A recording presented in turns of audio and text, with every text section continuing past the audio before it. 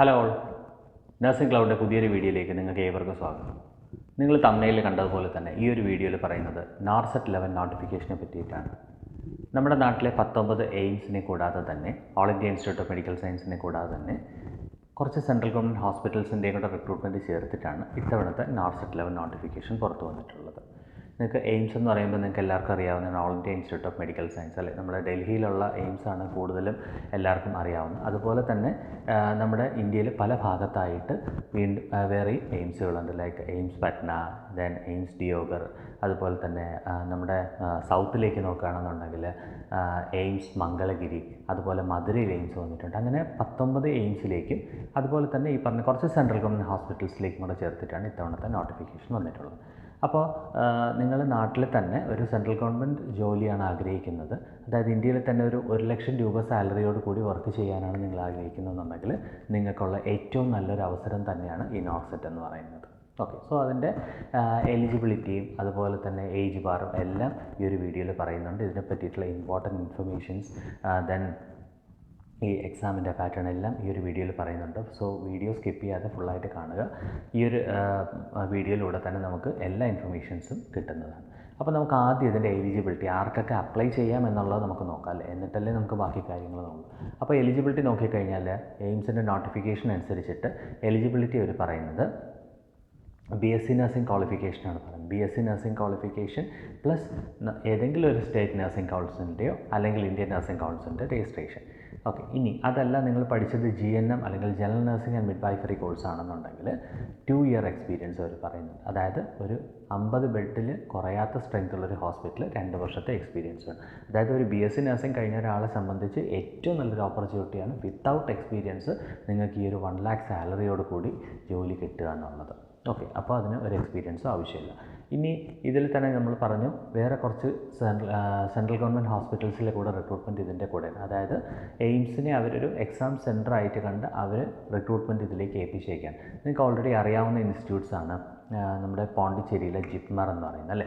So JIPMER, അതുപോലെ തന്നെ ESIC അല്ലേ, that is employees state insurance corporation ഡൽഹിയിലുള്ള ESI ഹോസ്പിറ്റലിലേക്ക്, അതുപോലെ തന്നെ ഡൽഹിയിലുള്ള വേറെ കുറച്ച് ഹോസ്പിറ്റൽസ് ഉണ്ട് സെൻട്രൽ ഗവൺമെൻറ്റിലെ, സഫ്ദർജംഗ് ഹോസ്പിറ്റൽ, അതുപോലെ തന്നെ RML, പിന്നെ വേറെ CIP Ranchi that central institute of psychiatry എന്ന് പറയും, അത് റാഞ്ചിയിലുള്ള ഹോസ്പിറ്റലാണ്.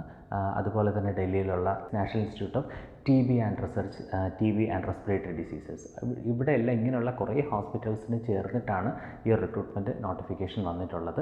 സോ ദാറ്റ് ഇത്രയും റിക്രൂട്ട്മെൻറ്റ് ഒരുമിച്ച് നിങ്ങൾക്ക് നോർസെറ്റ് 11 ഒറ്റ ഇതിൽ തന്നെ അപ്ലൈ ചെയ്യാം. അത് തന്നെ വലിയൊരു ഓപ്പർച്യൂണിറ്റിയാണ് എന്നുള്ളത് മനസ്സിലാക്കുക.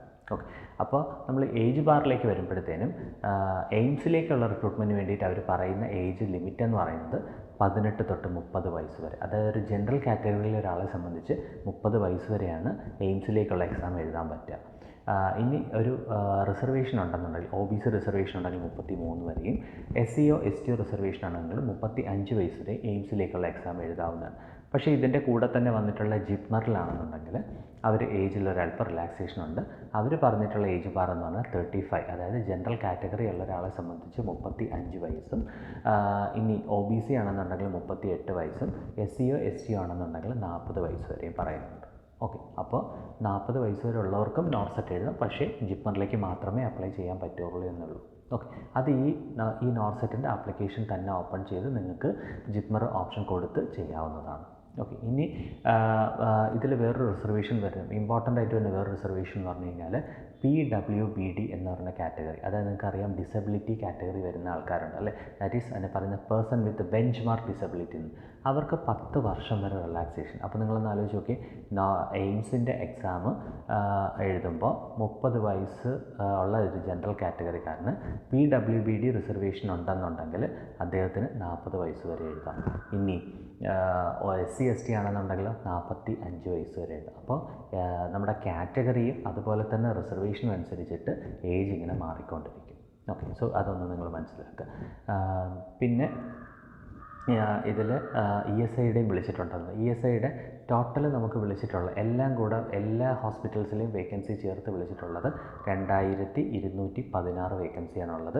അത് ഇനി നോട്ടിഫിക്കേഷൻ ടൈം കഴിഞ്ഞ് നിങ്ങൾ എക്സാമൊക്കെ എഴുതുന്ന സമയം കഴിയുമ്പോഴത്തേനും ഇനി വേക്കൻസി കൂടാൻ മാത്രമേ വഴിയുള്ളൂ. ഓക്കെ, ചിലപ്പോൾ ഒരു 2500 വേക്കൻസി അടുത്ത് വരെയൊക്കെ വരും. കാരണം അത് കഴിഞ്ഞ് വരുന്നത് ഈ നോട്ടിഫിക്കേഷൻ ഇടുന്നത് വരെയുള്ള വേക്കൻസി മാത്രമാണ് അവർ തന്നിട്ടുള്ളത്. ഇനി ഓരോ ഹോസ്പിറ്റൽസിൽ വേക്കൻസി വരുമ്പോൾ ചിലപ്പോൾ 2500 വേക്കൻസി ആയിരുന്നു. സോ ഇത്രയും നല്ലൊരവസരം, എസ്പെഷ്യലി BSc നഴ്സിംഗുകാരെ പറ്റിയിട്ട് ഇത്രയും നല്ലൊരവസരം നമ്മുടെ നാട്ടിലുള്ളപ്പോൾ നിങ്ങൾ എബ്രോഡ് നല്ല റിക്രൂട്ട്മെൻറ്റ് നടക്കുന്നെങ്കിൽ നിങ്ങൾ പോവുക, ഇല്ലയെന്നുണ്ടെങ്കിൽ അതിനായിട്ട് കാത്തിരിക്കേണ്ട ആവശ്യമില്ല എന്നാണ് ഞാനിവിടെ സ്പെസിഫൈ ചെയ്യാൻ ആഗ്രഹിക്കുന്നത്. ഓക്കെ, സോ ഇത് നല്ല രീതിയിൽ യൂസ് ചെയ്യുക, നല്ല രീതിയിൽ പഠിക്കുക, എക്സാം എഴുതിയെടുക്കുക. ഇനി ഇതെങ്ങനെയാണ് നമ്മൾ അപ്ലൈ ചെയ്യുന്നതെന്ന് ചോദിച്ചു കഴിഞ്ഞാൽ നമ്മൾ ഇപ്പോൾ സ്ക്രീനിൽ കാണുന്ന എയിംസിൻ്റെ സൈറ്റായിട്ടുള്ള www.aimsexams.ac.in ഈ ഒരു സൈറ്റിലാണ് നമ്മൾ അപ്ലൈ ചെയ്യേണ്ടത്. ഇതിൻ്റെ ലാസ്റ്റ് ഡേറ്റ് ഓൾറെഡി അനൗൺസ്ഡ് ആണ്. ലാസ്റ്റ് ഡേറ്റ് വരുന്നത് 13/8/2026. Okay, so that is August 13 ആണ് നമ്മുടെ ലാസ്റ്റ് ഡേറ്റ് ആയിട്ട് വരുന്നത്. ഇതിൽ നമുക്ക് കുറേ ഡീറ്റെയിൽസ് ഫില്ല് ചെയ്യേണ്ട. നിങ്ങൾ അപ്ലൈ ചെയ്യുന്ന സമയത്ത് നിങ്ങളുടെ ഡിഗ്രി സർട്ടിഫിക്കറ്റും അതുപോലെ തന്നെ നഴ്സിംഗ് കൗൺസിൽ രജിസ്ട്രേഷനും അതുപോലെ തന്നെ മാർക്സും എല്ലാം നിങ്ങൾ കയ്യിൽ കരുതുക. അപ്പോൾ ഇതെല്ലാം നിങ്ങളതിൽ ഫില്ല് ചെയ്യാനുണ്ട്. അതിനോടൊപ്പം തന്നെ ഫോട്ടോയും സൈനും അതുപോലെ തന്നെ നിങ്ങളുടെ തമ്പ് ഇംപ്രഷനും ഇതിൽ അപ്ലോഡ് ചെയ്യാനുണ്ട്. നിങ്ങൾ കഴിയുമെന്നുണ്ടെങ്കിൽ നിങ്ങൾക്ക് സ്വന്തമായിട്ട് അപ്ലൈ ചെയ്യാം. ഇല്ലയെന്നുണ്ടെങ്കിൽ നിങ്ങൾക്ക് വിശ്വാസമുള്ളൊരു ഇൻ്റർനെറ്റ് കഫേയിലോ അല്ലെങ്കിൽ ചില അക്ഷയ സെൻറ്റേഴ്സിലൊക്കെ എയിംസിൻ്റെ ആപ്ലിക്കേഷൻ ചെയ്ത് കൊടുക്കുന്നു. അപ്പോൾ നിങ്ങൾ സർട്ടിഫിക്കറ്റ്സുമായിട്ട് അങ്ങോട്ട് പോയാൽ മാത്രം മതിയാവും. ഓക്കെ, പിന്നെ ഇത്രയും നല്ലൊരു വേക്കൻസി ആണെന്നുള്ള വീണ്ടും ഞാൻ ഓർമ്മിപ്പിക്കുകയാണ്.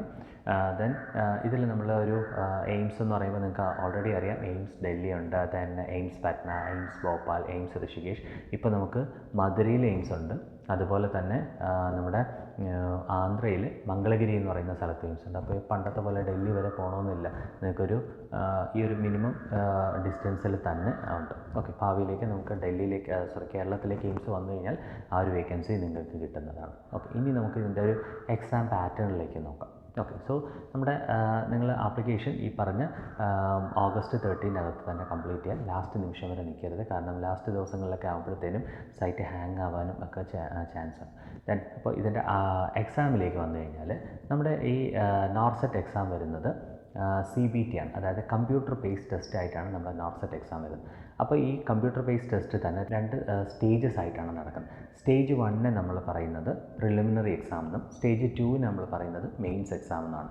അപ്പോൾ ഈ കമ്പ്യൂട്ടർ ബേസ്ഡ് ടെസ്റ്റ് എന്ന് പറയുമ്പോഴത്തേന് നിങ്ങൾ ആപ്ലിക്കേഷൻ അപ്ലൈ ചെയ്തു, നിങ്ങൾ ആപ്ലിക്കേഷൻ കംപ്ലീറ്റ് ആക്കി, അത് കഴിഞ്ഞിട്ട് ഓൾറെഡി എക്സാമിൻ്റെ ഡേറ്റ് വന്നിട്ടുണ്ട്. അതിന് മുമ്പായിട്ട് നിങ്ങൾക്ക് ഹാൾ ടിക്കറ്റ് വരും. ഹാൾ ടിക്കറ്റിൻ്റെ ഡേറ്റ് ഇതിൽ പറയുന്നുണ്ട്. ഓക്കെ, സോ ഹാൾ ടിക്കറ്റ് വരും. നിങ്ങൾ ഹാൾ ടിക്കറ്റ് അപ്ലോഡ് ചെയ്യുക. എക്സാം ഡേ നിങ്ങൾ പോകുമ്പോൾ നിങ്ങൾ നേരത്തെയാണ് അപ്ലൈ ചെയ്യുന്നതെന്നുണ്ടെങ്കിൽ ട്രിവാൻഡ്രത്തോ അല്ലാതെ നിങ്ങളുടെ അതേ ഡിസ്ട്രിക്റ്റിൽ തന്നെ നിങ്ങൾക്ക് കിട്ടും. എത്ര കണ്ട് നിങ്ങൾ ലേറ്റായിട്ട് അപ്ലൈ ചെയ്യുന്നു അത്ര കണ്ട് നിങ്ങൾക്ക് ദൂരത്തേക്ക് കിട്ടും. ഓക്കെ, ഇപ്പോൾ കേരളത്തിൽ തന്നെ ഇഷ്ടംപോലെ സെൻറ്റേഴ്സും കാര്യങ്ങളൊക്കെ അവൈലബിൾ ആണ്. നിങ്ങൾക്ക് നിങ്ങളുടെ ഡിസ്ട്രിക്റ്റിൽ തന്നെ കിട്ടണമെന്നുണ്ടെങ്കിൽ എത്രയും പെട്ടെന്ന് അപ്ലൈ ചെയ്യുക. ഇനി ചിലപ്പോൾ നിങ്ങൾക്ക് ഒരുപാട് ലേറ്റായി പോയി കഴിഞ്ഞാൽ ചിലപ്പോൾ കേരളത്തിൽ തന്നെ സെൻറ്റർ കിട്ടിയെന്നല്ല, വേറെയിലേക്ക് നമ്മൾ പോകേണ്ടി വരും. ഓക്കെ, അപ്പോൾ നമ്മൾ എക്സാമിൻ്റെ പാറ്റേൺ പറഞ്ഞുകൊണ്ടിരിക്കുകയാണ്. സ്റ്റേജ് 1 അല്ലെങ്കിൽ ഈ പറഞ്ഞ നോർസെറ്റിൻ്റെ പ്രിലിമിനറി എക്സാം.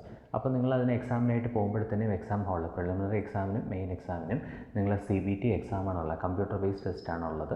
ആ കമ്പ്യൂട്ടർ ബേസ്ഡ് ടെസ്റ്റിനായിട്ട് നിങ്ങൾ പോകുമ്പോൾ നിങ്ങളുടെ സെൻറ്ററിൽ നിങ്ങൾക്ക് ആ ഒരു സിസ്റ്റം നിങ്ങൾക്ക് അസൈൻ ചെയ്തിട്ടുണ്ട്. ആ സിസ്റ്റത്തിൻ്റെ അവിടെയാണ് നിങ്ങൾ ഇരുത്തുന്നത്. ഓക്കെ, അപ്പോൾ അവിടെ ആ ഒരു ഹാളിൽ ഇൻവിജിലേറ്റർ ഉണ്ടാകും, കാര്യങ്ങൾ പറഞ്ഞു തരാനൊക്കെ ആയിട്ട്. അപ്പോൾ അതിലാണ് നമ്മൾ അറ്റൻഡ് ചെയ്യുക. അല്ലാതെ നമ്മൾ OMR എക്സാം അല്ല ഇതിൽ വരുന്നത്. ഓക്കെ, അതിന് വലിയ കമ്പ്യൂട്ടർ പ്രൊഫഷ്യൻസിയുടെ കാര്യങ്ങളൊന്നുമില്ല. നിങ്ങളുടെ ഡീറ്റെയിൽസ് അതിൽ എൻ്റർ ചെയ്യുക. അത് കഴിഞ്ഞിട്ട് ക്വസ്റ്റ്യൻസ് വരുമ്പോഴത്തേന് ആൻസർ ക്ലിക്ക് ചെയ്ത് പോവുക, അത്രയേ ഉള്ളൂ. ലാസ്റ്റ് വരുമ്പോഴത്തേന് ഒരു സബ്മിറ്റ് ബട്ടൺ ഉണ്ട്, അതിൽ ക്ലിക്ക് ചെയ്ത് കംപ്ലീറ്റ് ചെയ്യുക, അത്രയേ ഉള്ളൂ. അതിൽ വേറെ വലിയൊരു ബുദ്ധിമുട്ടുള്ളൊരു കാര്യമല്ല. അപ്പോൾ സ്റ്റേജ് 1 പ്രിലിമിനറി എക്സാം എന്ന് പറയുമ്പോഴത്തേന് നമുക്കതിൽ ഉള്ള ടൈം എന്ന് പറയുന്നത് 1.5 മണിക്കൂർ, 90 മിനിറ്റ്സ് ആണ് ടൈം ഉള്ളത്. ആ 90 മിനിറ്റ്സിൽ നമുക്ക് ആൻസർ ചെയ്യേണ്ടത് 100 ക്വസ്റ്റ്യൻസ് ആണ്. എല്ലാം മൾട്ടിപ്പിൾ ചോയ്സ് മാത്രമാണ്. ഈ 100 ക്വസ്റ്റ്യൻസ് പ്പെടുത്തേനും ഓരോ ക്വസ്റ്റിനും ഓരോ മാർക്ക്, അങ്ങനെ 100 ക്വസ്റ്റിന് 100 മാർക്സാണ്. ഇനി ഇതിൽ നെഗറ്റീവ് മാർക്കിംഗ് ആപ്ലിക്കബിൾ ആണ്. അതായത് 1/3 ആണ് നെഗറ്റീവ് മാർക്കിംഗ്. അതായത് ഒരു ക്വസ്റ്റിന് 1 മാർക്ക് വെച്ചാണ് കിട്ടുക. നിങ്ങൾക്ക് 3 ക്വസ്റ്റ്യൻ തെറ്റി പോകുമ്പോഴത്തേനും നിങ്ങൾക്ക് 1 മാർക്ക് നഷ്ടപ്പെടും. അതാണ് 1/3 നെഗറ്റീവ് മാർക്കിംഗ് എന്ന് പറയുന്നത്. ഓക്കെ, ഇനി ഇതിൽ എക്സാം വരുന്നത് നമ്മുടെ പ്രിലിമിനറി എക്സാം വരുന്നത് അതിൽ തന്നെ ആ ഒരു എക്സാമിൽ തന്നെ ക്വസ്റ്റ്യൻസിനെ 5 സെക്ഷൻസ് ആയിട്ടാണ് ഡിവൈഡ് ചെയ്തിട്ടുള്ളത്. ഓരോ സെക്ഷൻസിനും 18 മിനിറ്റാണ് അലൗഡ് ടൈമുള്ളത്. അങ്ങനെ ഈ 18 മിനിറ്റിൽ ഓരോ സെക്ഷനിലും 20 ക്വസ്റ്റ്യൻസ് വെച്ചിട്ടുണ്ട്. സോ അങ്ങനെ 20 ക്വസ്റ്റ്യൻസ് 5 സെക്ഷൻസ് ആയിട്ട് വരുമ്പോൾ മൊത്തം 100 ക്വസ്റ്റ്യൻസ്. അതാണ് ഞാൻ ആദ്യം പറഞ്ഞത്. 100 questions 100 marks negative marking applicable ആണ്. ഇനി അത് കഴിഞ്ഞിട്ട് നിങ്ങൾക്ക് നോർസെറ്റിൻ്റെ സ്റ്റേജ് 1 എക്സാം അല്ലെങ്കിൽ പ്രിലിമിനറി എക്സാം കഴിഞ്ഞു. അത് പ്രിലിമിനറി എക്സാം ഉള്ളത് 12th സെപ്റ്റംബറിലാണ് ഇപ്പോൾ വന്നിട്ടുള്ള ഡേറ്റ്, സെപ്റ്റംബർ 12-ാം തീയതി. അപ്പോൾ സെപ്റ്റംബർ 12-ന് എക്സാം നോർസെറ്റ് സ്റ്റേജ് 1 കഴിഞ്ഞാൽ പിന്നെ അതിൻ്റെ റിസൾട്ട് ഡിക്ലെയർ ചെയ്തിട്ട് ടോട്ടൽ നമ്പർ ഓഫ് വേക്കൻസീസിൻ്റെ 5 മടങ്ങ് ആൾക്കാരെ അവർ നോർസെറ്റ് സ്റ്റേജ് 2 എക്സാമിനായിട്ട് വിളിക്കും. അപ്പോൾ നോർസെറ്റ് സ്റ്റേജ് 2 എക്സാം വരുമ്പോൾ അത് 30th സെപ്റ്റംബറിലാണ് അവർ ഡേറ്റ് അനൗൺസ് ചെയ്തിട്ടുള്ളത്. അതിൻ്റെ ടൈം ഡ്യൂറേഷൻ ഇതുപോലെ തന്നെ കമ്പ്യൂട്ടർ ബേസ്ഡ് ടെസ്റ്റാണ്. അവർ സെൻറ്ററിലാണ് നിങ്ങൾ അപ്ലൈ ചെയ്യുക, സെൻറ്ററിലാണ് നിങ്ങൾ പോയി എക്സാം എഴുതുക. അപ്പോൾ അതിൻ്റെ ടൈം വരുന്നത് 180 മിനിറ്റ്സ്, അതായത് 3 മണിക്കൂറാണ്. അതിൽ നമ്മുടെ നോർസെറ്റ് സ്റ്റേജ് 2 എക്സാം എന്ന് പറയുമ്പോൾ കുറച്ചുകൂടെ ആപ്ലിക്കബിൾ ലെവൽ ഓഫ് ക്വസ്റ്റ്യൻസ് ആണുള്ളത്. ലൈക്ക് ഇപ്പോൾ ഇമേജ് ബേസ്ഡ് ക്വസ്റ്റ്യൻസ് കൂടുതൽ, ഒരു ഇമേജ് തന്നിട്ട് അതെന്താണെന്നുള്ളത് ഡിസ്ക്രൈബ് ചെയ്യാനുണ്ടാവും. പിന്നെ അതുപോലെ തന്നെ സിനാരിയോ ബേസ്ഡ് ക്വസ്റ്റ്യൻ, ലൈക്ക് നിങ്ങൾ കേട്ടിട്ടുണ്ടാവും എൻക്ലക്സ് മോഡലിലൊക്കെ വരുന്ന ക്വസ്റ്റ്യൻസ്. ഓക്കെ, സോ അങ്ങനെയുള്ള ക്വസ്റ്റ്യൻസൊക്കെ നമുക്ക് നോർസെറ്റ് സ്റ്റേജ് 2-ലാണ് കൂടുതൽ എക്സ്പെക്ട് ചെയ്യുന്നത്. സ്റ്റേജ് 1-ലും കുറച്ച് അങ്ങനെയൊക്കെ ഉണ്ടാവും. അപ്പോൾ അങ്ങനെ ഈ 160 ക്വസ്റ്റ്യൻസ് ആണിതിലുള്ളത്. അത് നമുക്ക് കിട്ടുന്നത് 160 മാർക്സ്, ഓരോ ക്വസ്റ്റിനും ഓരോ മാർക്ക്. അതിൽ നഴ്സിംഗ് സബ്ജക്ട്സ് മാത്രമേ കിട്ടൂ. നോർസെറ്റ് സ്റ്റേജ് 1 അല്ലെങ്കിൽ പ്രിലിമിനറി എക്സാമിനുള്ളതിൽ 100 ക്വസ്റ്റ്യൻസ് ഉള്ളതിൽ നമുക്ക് 80 ക്വസ്റ്റ്യൻസ് നഴ്സിംഗ് സബ്ജക്ട്സിൻ്റെ, 20 ക്വസ്റ്റ്യൻസ് GK ആൻഡ് ആപ്റ്റിറ്റ്യൂഡിൻ്റെ ആയിരിക്കും ക്വസ്റ്റ്യൻസ് ഉണ്ടാവുക. ഇവിടെ നോർസെറ്റ് സ്റ്റേജ് 2-ൻ്റെ വരുമ്പോഴത്തേനും നമുക്കുള്ളത് നഴ്സിംഗ് സബ്ജക്ട്സിൻ്റെ ക്വസ്റ്റ്യൻസ് മാത്രമാണ്. 4 സെക്ഷൻസ് ആയിട്ടാണ്. ഓരോ സെക്ഷനിലും 45 മിനിറ്റ് വെച്ചിട്ട് 4 സെക്ഷൻസ് ഉണ്ട്. അങ്ങനെ 160 ക്വസ്റ്റ്യൻസാണ് ഉള്ളത്. അപ്പോൾ ഈ 160 ക്വസ്റ്റ്യൻസ് ഉള്ളതിൽ നമുക്ക് ഓരോ ക്വസ്റ്റ്യനും ഓരോ മാർക്ക് വെച്ചിട്ട്. ഇനി നിങ്ങൾ നോർസെറ്റ് സ്റ്റേജ് 2 എക്സാം കംപ്ലീറ്റ് ആയി കഴിയുമ്പോൾ കുറച്ച് ദിവസങ്ങൾ കഴിയുമ്പോഴത്തേനും അതിൻ്റെ ഫൈനലി എക്സാം ഇതിൻ്റെ ലിസ്റ്റ് വരും. അപ്പോൾ അതിൽ മെറിറ്റ് ലിസ്റ്റാണ് വരുന്നത്. അതിൽ ആ മെറിറ്റ് ലിസ്റ്റ് കാണുമ്പോൾ നമ്മൾ സെലക്റ്റഡ് ആണോ അല്ലയോ എന്നുള്ളത് നമുക്ക് മനസ്സിലാവും. ആ മെറിറ്റ് ലിസ്റ്റ് വന്ന് കുറച്ച് കഴിയുമ്പോഴത്തേനും അവർ ഓപ്ഷൻസ്, എയിംസ് തന്നെ ഓപ്ഷൻസ് കൊടുക്കാനായിട്ട് നിങ്ങൾക്ക് ഇൻഫർമേഷൻ തരും. ഇതൊന്നും നിങ്ങൾക്ക് ഇൻഡിവിജ്വലി ഒന്നും ഇൻഫർമേഷൻ അയക്കുന്നതല്ല, അല്ലെങ്കിൽ ലെറ്റർ ഒന്നും വരുന്നതല്ല. സൈറ്റ് ഇൻ ബിറ്റ്വീൻ നിങ്ങൾ നോക്കിക്കൊണ്ടിരിക്കേണ്ടി വരും. ഓക്കെ, അപ്പോൾ അതിൽ നിന്ന് നിങ്ങൾക്ക് മെറിറ്റ് ലിസ്റ്റ് വന്നു കഴിഞ്ഞാൽ അടുത്ത പിന്നെ വരുന്നത് ഓപ്ഷൻസ് കൊടുക്കാനായിട്ടാണ്. നിങ്ങൾ എവിടത്തേക്കാണ് ഓപ്റ്റ് ചെയ്യുന്നതെന്നുള്ള കൊടുക്കാനായിട്ട്. ദെൻ ഓപ്ഷൻസ് വന്നു കഴിഞ്ഞിട്ട് പിന്നെ അടുത്ത സ്റ്റെപ്പ് എന്ന് പറയുന്നത് ഡോക്യുമെൻറ്റ് വെരിഫിക്കേഷനായിട്ട് അവർ നിങ്ങളെ വിളിക്കും. നിങ്ങൾ ഡോക്യുമെൻ്റ് എല്ലാം ഓക്കെ ആണെന്നുണ്ടെങ്കിൽ അടുത്ത അപ്പോയിൻമെൻറ്റ് ലെറ്റർ ആയിട്ട് നിങ്ങൾക്ക് പ്രൊവൈഡ് ചെയ്യും. അപ്പോയിൻമെൻറ്റ് ലെറ്ററിൽ ഓൾറെഡി ജോയിനിങ്ങിൻ്റെ ടൈം എഴുതിയിട്ടുണ്ടാകും, ഇത്ര നാളിനുള്ളിൽ ജോയിൻ ചെയ്യണം. സോ എങ്ങനെയാണ് ഈ ഒരു പ്രോസസ്സ് കംപ്ലീറ്റ് ആകും. ഇതാണ് നമ്മുടെ നോർസെറ്റ് എക്സാമിൻ്റെ കോമൺ പാറ്റേണും എക്സാം പാറ്റേണും ഈ ഒരു സെലക്ഷൻ ക്രൈറ്റീരിയയെല്ലാം. ഇനി ഇതിൽ വരുന്ന ആപ്ലിക്കേഷൻ ഫീസ് എന്ന് പറയുന്നത് ജനറൽ കാറ്റഗറി അല്ലെങ്കിൽ OBCക്ക് 3000 രൂപയാണ് വരുന്നത്. ഓക്കെ, നിങ്ങളെ സംബന്ധിച്ച് ഇപ്പോഴത്തെ അവസ്ഥയിൽ ഒരു ഗവൺമെൻറ് ജോബോ ഒന്നും ഇല്ലാത്ത ഒരാളെ സംബന്ധിച്ച് അല്പം ഒരു എമൗണ്ട് വലുതായിട്ട് നിങ്ങൾക്ക് തോന്നും. പക്ഷേ നിങ്ങൾ മനസ്സിലാക്കുക, നിങ്ങൾക്കൊരു ജോബ് കിട്ടിക്കഴിഞ്ഞാൽ 1 ലക്ഷം രൂപയാണ് നിങ്ങൾക്ക് കിട്ടാൻ പോകുന്ന സാലറി. അതിൻ്റെ ആദ്യത്തെ സാലറിയായിട്ട് കമ്പയർ ചെയ്ത് കഴിഞ്ഞാൽ വളരെ നെഗ്ലിജിബിൾ ആയിട്ടുള്ളൊരു എമൗണ്ടാണ്. സോ ഇപ്പോൾ നിങ്ങൾ കഴിയുന്നുണ്ടെങ്കിൽ നിങ്ങൾ അറേഞ്ച് ചെയ്യുക. ഇല്ലെങ്കിൽ നിങ്ങൾക്ക് പാരൻസിനോട് പറഞ്ഞ് അവരെ കൺവിൻസ് ചെയ്യിപ്പിച്ചിട്ട് നിങ്ങൾക്ക് ഈ ഒരു എക്സാം അപ്ലൈ ചെയ്ത് നല്ല രീതിയിൽ പ്രിപ്പയർ ചെയ്ത് എഴുതുക. ഇനി SCയോ STയോ ആണെന്നുണ്ടെങ്കിൽ 2400 രൂപയാണ് ഇതിൽ വരുന്നത്, എക്സാം ഫീസായിട്ട് വരുന്നത്. പിന്നെ ഇതിൽ 80:20 റിസർവേഷൻ വരുന്നുണ്ട്. അതായത് 100 സീറ്റ് ഉണ്ടെങ്കിൽ ആ 100 സീറ്റിൽ 80 സീറ്റ് ഫീമെയിൽസിന്, 20 സീറ്റാണ് മെയിൽസിനുള്ളത്. അത് കുറച്ച് നാളായിട്ട് അതിങ്ങനെ എയിംസ് ഫോളോ ചെയ്തുകൊണ്ടിരിക്കുകയാണ്. അപ്പോൾ അതിനനുസരിച്ച് മാത്രമേ റിക്രൂട്ട്മെൻറ്റ് നടക്കത്തുള്ളൂ. ഓക്കെ, സോ ഇതാണ് നമ്മുടെ എയിംസിൻ്റെ കാര്യങ്ങളൊക്കെ. നിങ്ങൾ നാട്ടിലൊരു സെൻട്രൽ ഗവൺമെൻറ് ജോബ് അല്ലെങ്കിൽ നിങ്ങളുടെ കേരളത്തിൽ തന്നെ ഒരു 50,000 റുപ്പീസോട് കൂടി ഒരു ഗവൺമെൻറ് ജോബാണ് ആഗ്രഹിക്കുന്നതെന്നുണ്ടെങ്കിൽ നിങ്ങൾക്ക് വേണ്ടിയിട്ടുള്ള ക്ലാസ്സസ് നമ്മുടെ A&S അക്കാഡമിയിൽ കണ്ടിന്യൂയിങ് ആണ്. ഇപ്പോൾ കണ്ടിന്യൂ ചെയ്യുന്ന ബാച്ച് നോർസെറ്റ് ലെവലിൻ്റെ ബാച്ച്, അതുപോലെ തന്നെ കേരള PSC DHSൻ്റെയും ശ്രീചിത്രയുടെയും നഴ്സിംഗ് ട്യൂട്ടറിൻ്റെയും ബാച്ചസാണ് ഇപ്പോൾ കണ്ടിന്യൂ ചെയ്യുന്നത്. താല്പര്യമുള്ളവർക്ക് ജോയിൻ ചെയ്യുക. നിങ്ങൾ താഴെ കാണുന്ന നമ്പറിൽ കോൺടാക്ട് ചെയ്താൽ മാത്രം മതിയാവും. സോ എല്ലാവരും നല്ല രീതിയിൽ പ്രിപ്പയർ ചെയ്ത് എക്സാം എഴുതുക. നിങ്ങൾക്ക് കിട്ടുന്ന ഇത്രയും വലിയ ഓപ്പർച്യൂണിറ്റീസ് യൂസ് ചെയ്യുക. Thank you.